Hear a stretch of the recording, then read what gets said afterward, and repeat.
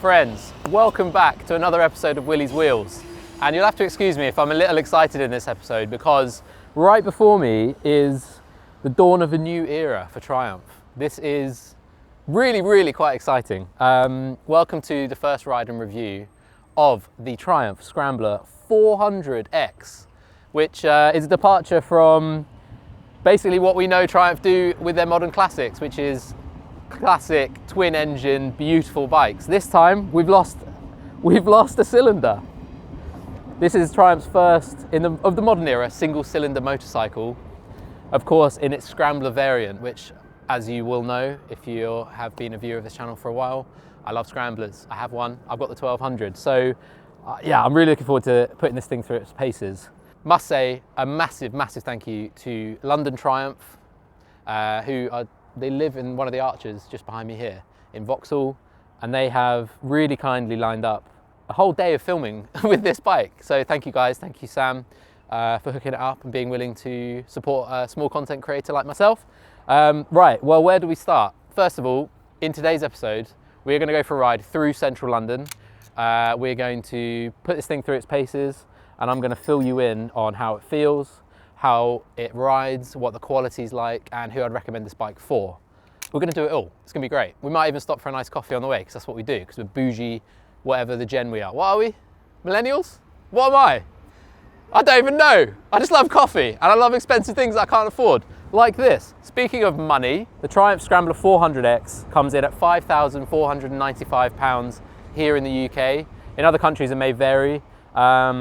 And we're going to find out today whether it's worth it. And actually, as it goes to Triumph, that is quite a reasonable amount of money for a brand new bike on the road in 2024. There is another member of the 400 family. That's the Speed 400, which comes in at £4,995 here in the UK. And there's actually quite a big difference. I think I'm going to do a completely separate video of the differences between the two, which one I'd recommend to who and why.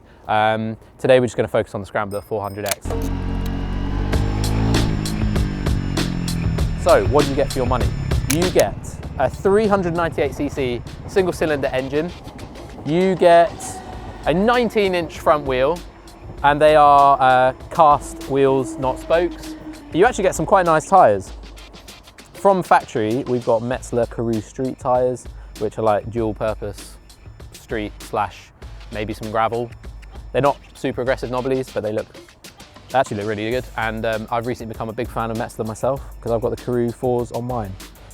What you've also got is a interesting frame design, actually. A bit of a departure from kind of what you're used to seeing on T100 and T120s. The engine is used as a bracing member of the frame, and then you've got a bolt-on subframe and a bolt-on rear section, which means if you were to take a little spill on a track and need to replace something, you can just bolt it off. It's not all welded together. That's a big win, and something you normally see on bigger adventure bikes, more expensive bikes. So we love to see it here. I'm going to go through the fit and finish, the quality when we get a couple of miles under our belt, as well as the ride. So for now, I think we should hop on the bike and take it for a spin. I'm so excited. It's going to be amazing. This bike has 9 miles on it. So we're going to break it in basically for Triumph London. All right, should we go? Let's go. All right, let's do a quick sound check before we head off. What does 398 cc's in a single cylinder sound like, you say? Well, I'm going to tell you. Let me just put the mic on the floor here.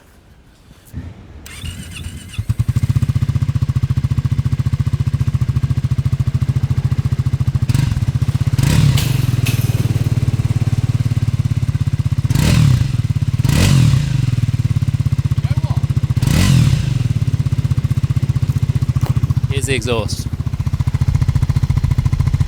With a lot of train.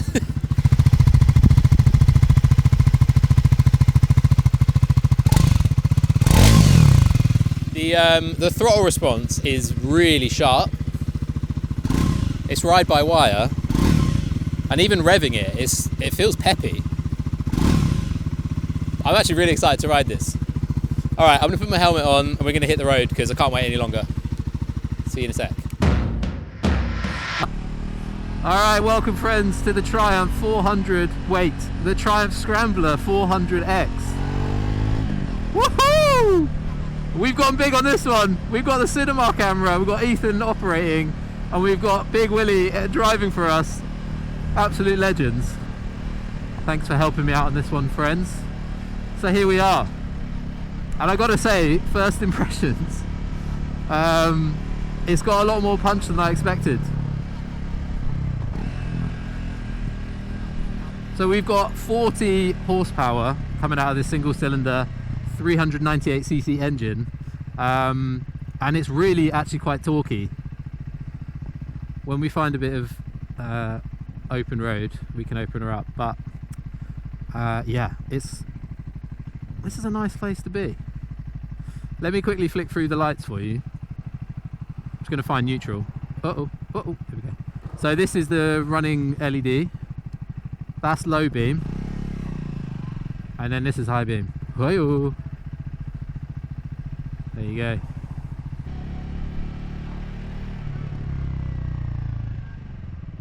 So while we're stopped here, let's talk about the seat height and the position. It's actually a much taller bike than I expected. The Scrambler version of the 400 is quite a few millimeters higher than the Speed 400, but this doesn't feel like a toy bike or a little, you know, first learner bike or anything like that. This feels like a really proper bike. The riding position feels very reminiscent to my Scrambler 1200, where my hands, the bars come up to meet my hands, and it's actually a really nice seating position. Keep doing that. So at a stop, I'm flat-footed and it's quite easy, but I do think if you're smaller and you need a small bike, you might struggle on the Scrambler, so check out the Speed 400. But yeah, on the move, super comfortable. My feet are in a lovely position, and the bike feels really agile, even at lower speeds, nice and stable, not twitchy. It's not super light. This bike weighs 170 kilos, thereabouts. So it doesn't feel like a push bike with an engine like the Hunter did.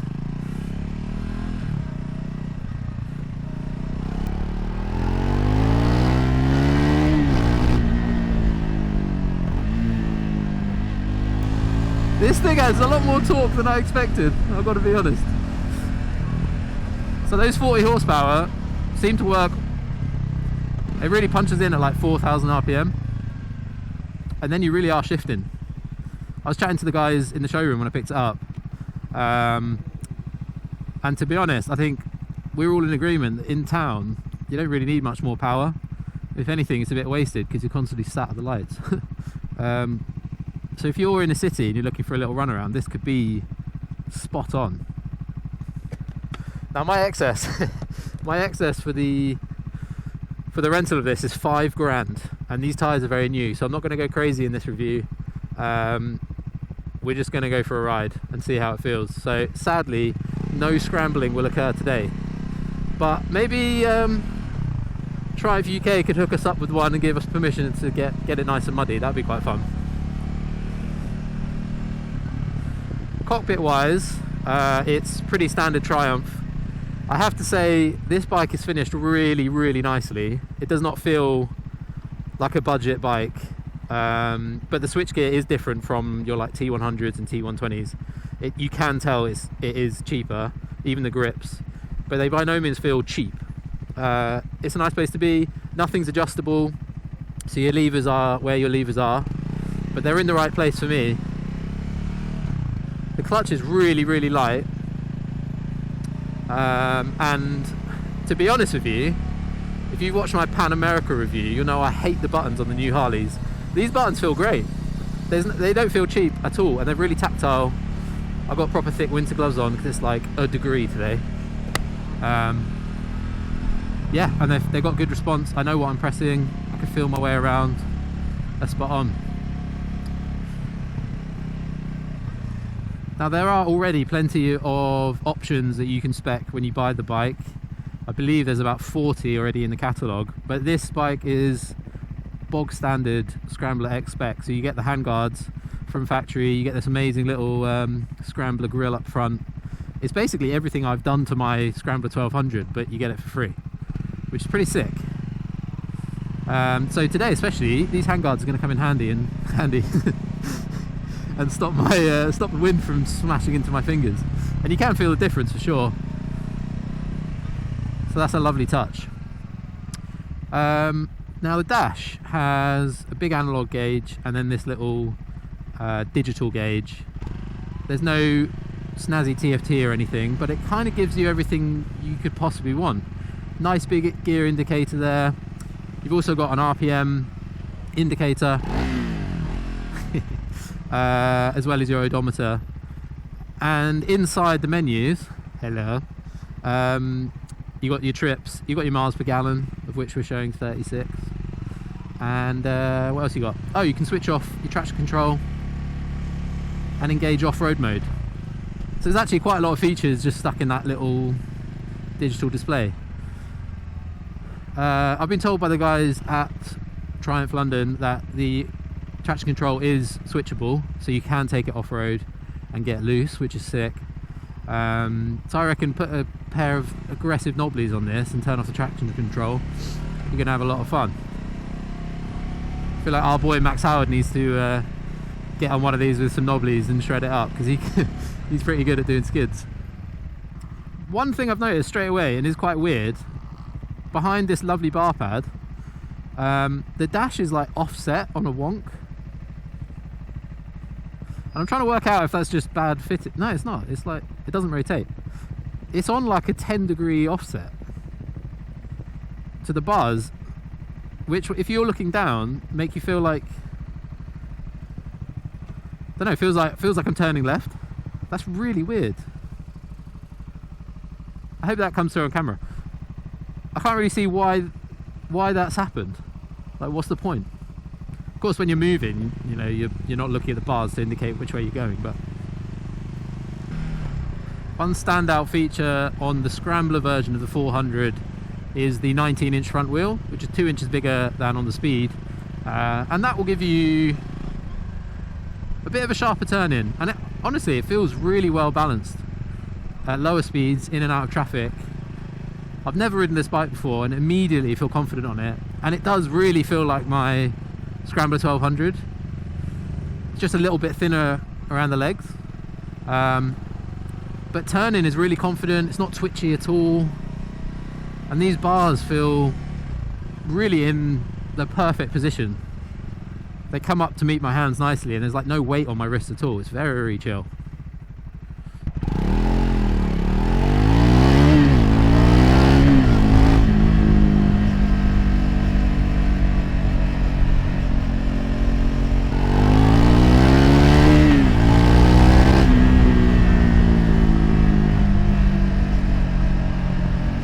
Speaking of accessories, I've been told by the guys at the showroom that heated grips are hopefully on the way, but they're not released yet, which I think Triumph do heated grips really well. You can't really tell that they're there other than the tiny button, whereas some other manufacturers, it's like has a massive switchy thing and it's all a bit so hopefully they come, because on a day like today, on a day like today, I think heated grips would be an absolute winner.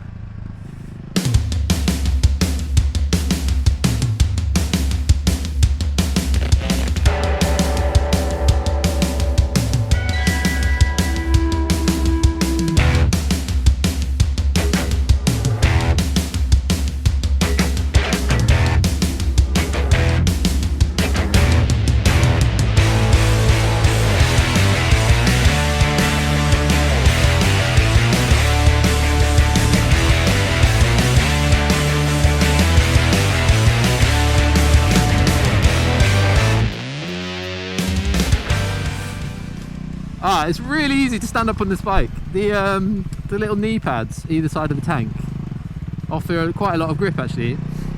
Okay, so the suspension on this bike, the Scrambler versus the Speed 400, you got 10mm more travel on the front and 20mm more travel on the rear.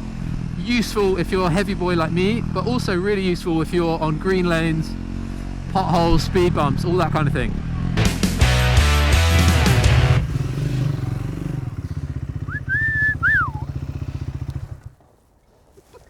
The sun is setting, my friends, on what has been a really fun day. The Scrambler 400X is wicked.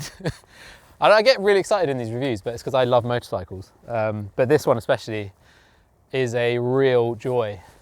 The only two things I don't like about it is the colour of this seat. It's very comfortable and it looks nice, but it's just brown. So I changed that. What was the other thing?